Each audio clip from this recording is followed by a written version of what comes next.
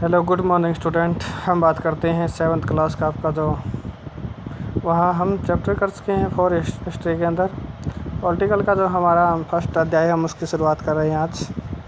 समानता। यहाँ समानता के विषय में बात की जा रही है कि समानता क्या है जो भारत के अंदर, क्योंकि कानून के अंदर सभी व्यक्तियों को समान माना गया है, चाहे वो किसी भी जाति धर्म किसी विशेष समुदाय से संबंधित क्यों ना हो। तो वहाँ पे यह बातें की गई हैं। समानता की यहाँ बात करते हैं। हमें पता है कि भारत एक लोकतांत्रिक देश है, जो हमने छठी कक्षा में पढ़ा है कि लोकतंत्र सरकार के मुख्य तत्वों के बारे में हमने पढ़ा। लोगों की भागीदारी, किस तरह से वो सरकार में अपनी भूमिका निभाते हैं, लोगों का शांतिपूर्ण संघर्षों का शांतिपूर्ण समाधान जब लोगों की मांगों को बातें आती हैं। समानता और न्याय, कानून के समक्ष न्याय में सभी बराबर हैं, वो समानता है। लोकतंत्र की मुख्य विशेषताएं रही हैं ये। इनकी कार्य प्रणाली में इन सभी पहलुओं को प्रभावित करती हैं। इन अध्याय में आप समानता के बारे में और अधिक जानेंगे कि क्या है, लोकतंत्र के लिए आवश्यक क्यों है समानता, और भारत में सब समान हैं या नहीं। हम कांता की कहानी से चर्चा करते हैं।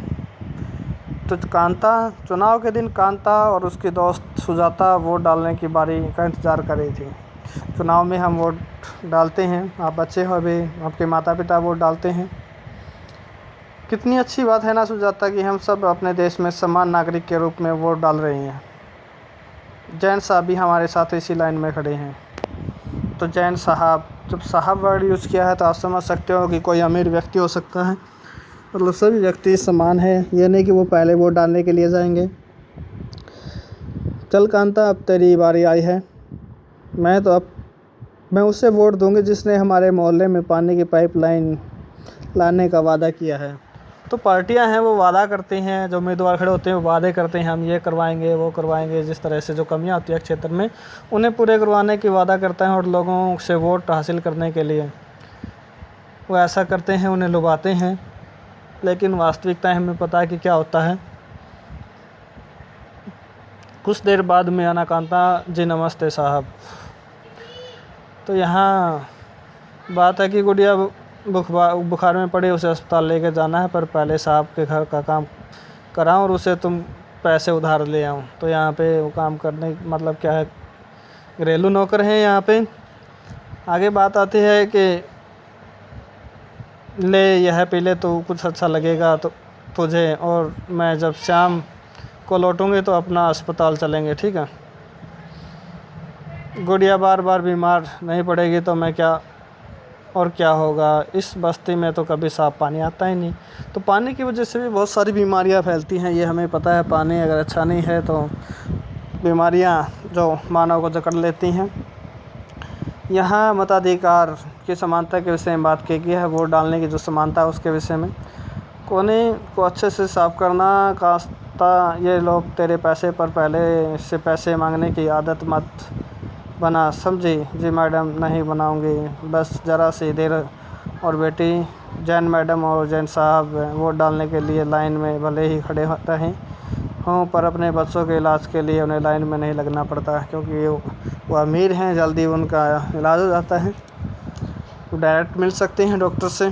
कहानी पर प्रारंभ कांता के वोट देने की लाइन में खड़े होने से होता है। पुनः उन पर विभिन्न लोगों को और देखें जो उसके साथ लाइन में खड़े हैं। कांता अपने मालिक अशोक जैन की पहचान लेती है। तो कांता के मालिक हैं अशोक जैन, जिसके वहाँ पे घरेलू नौकर का काम करती है, और अपने पड़ोसी छोटे लाल को भी।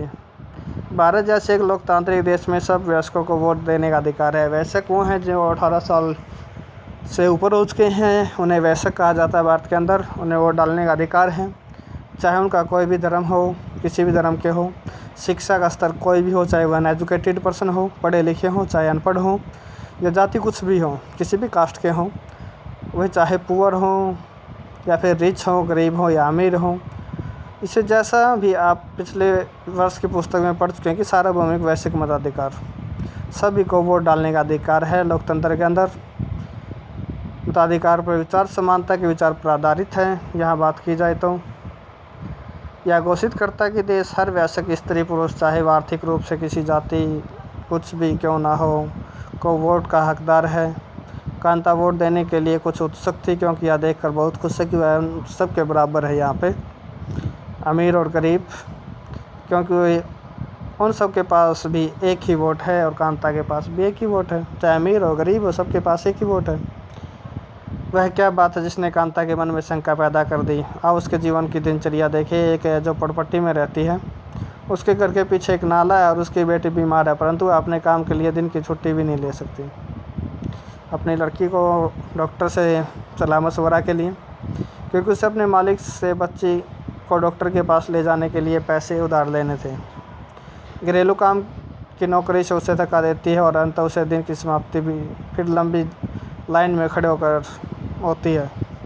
सरकारी अस्पताल के सामने लगी यह लाइन इस लाइन से भिन्न है जिससे वह सुबह लगी थी, क्योंकि इस लाइन में खड़े अधिकांश लोग गरीब हैं। अमीर लोग तो डायरेक्ट डॉक्टर से संपर्क में हो जाते हैं, वो मिल लेते हैं, गरीबों को नहीं मिलने दिया जाता।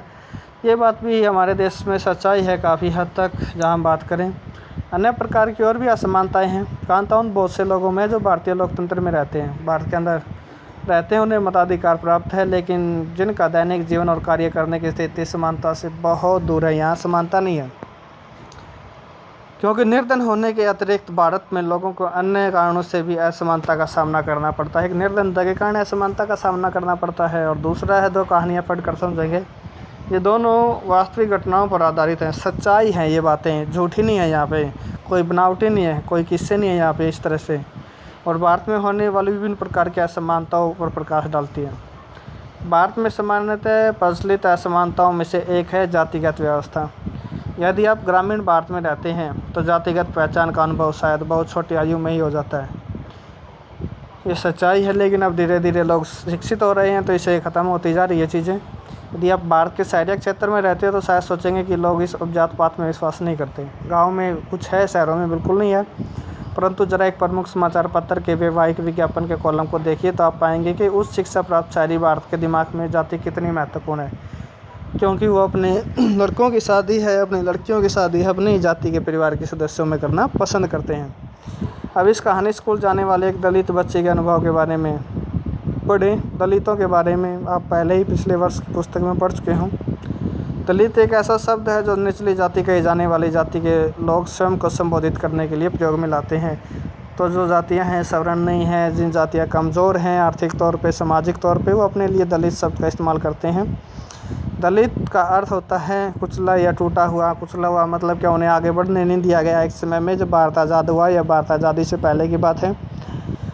तो इस शब्द का इस्तेमाल करके दलित यह संकेत करते हैं कि पहले भी उनके साथ बहुत बेवफा था और आज भी हो रहा है।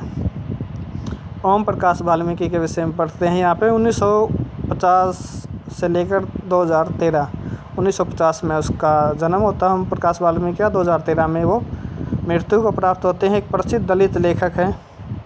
उनकी आत्मकथा है जूठन। ओम प्रकाश वाल्मीकि की कथा कौन सी है? जूठन। स्कूल में दूसरों से दूर बैठाना, जो यह भी ज़मीन पर, मतलब ओम प्रकाश वाल्मीकि जो स्कूल में पढ़ते थे उन्हें